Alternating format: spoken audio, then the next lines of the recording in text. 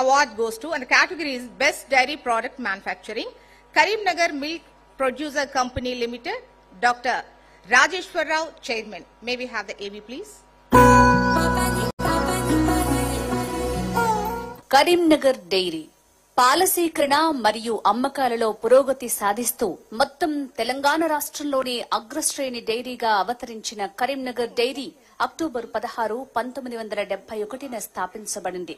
12,000 లీటర్ల పాల సేకరణతో ప్రారంభమైన కరీంనగర్ డైరీ ఇప్పుడు రోజు 2 లక్షల లీటర్ల పాలు సేకరిస్తూ మరో 3 లక్షల లీటర్ల పాల సేకరణే లక్ష్యంగా పెట్టుకుంది.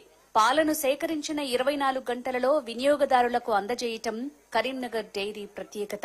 రాష్ట్రంలోని 16 జిల్లాల్లోని 1,300 గ్రామాల నుంచి పాలు సేకరిస్తోంది కరీంనగర్ డైరీ.